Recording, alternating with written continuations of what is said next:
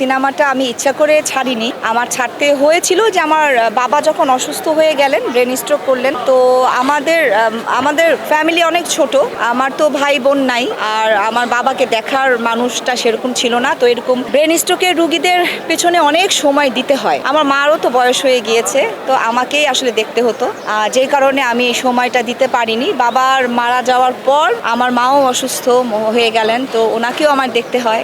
আর আলহামদুলিল্লাহ মা এখন আগের চাইতে কিছুটা সুস্থ আছি, তো বেঁচে তো আছি। তো যদি কখনো সেরকম ভালো কোনো ছবি হয় তাহলে করব ইনশাল্লাহ, আর না হলে করব না। এটা আমি মিথ্যা বলবো না যে না আমি মুক্তি, আমাকে সবাই ভালোবাসে, আমাকেই সবাই ভোট দিবে, না এগুলো আমি মিথ্যার মধ্যে নাই।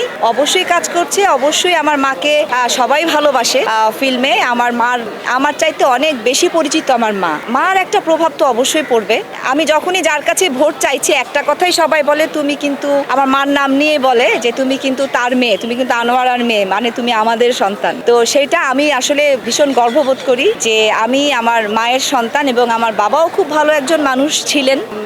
আমি আমার বাবা মায়ের সন্তান, এটাই আমার গর্ব। নির্বাচনের বিষয়ে আমার মা একটা কথাই বলেছেন যে আমার মায়ের অনেক ইচ্ছা ছিল যে আমার মা কিন্তু অনেকবারই নির্বাচন করেছেন, কিন্তু উনি অন্য পদে ছিলেন, মানে সেক্রেটারি পদে ওনার ইচ্ছা খুব আগ্রহ ছিল যে উনি করবেন, বাট উনি সুযোগ বা সুবিধা জন্য হয়তো বা করতে পারেননি। তো সেই ইচ্ছাটা আমার মা বলেছে যে তুমি দাঁড়াও, তুমি যেভাবে শিল্পী সমিতির জন্য কাজ করে যাচ্ছ, শ্রম দিয়ে যাচ্ছ, তুমি পারবে, তুমি দাঁড়াও, আমি বেঁচে থাকা অবস্থায় তুমি আমাকে একটু এটা দেখাবে। হ্যাঁ, যে পারি বা না পারি সেটা অন্য কথা, কিন্তু এতটুকু তো বলতে পারবো যে না আমি মা তোমার জন্য আমি দাঁড়িয়েছিলাম, তোমার কথাটা আমি রেখেছি।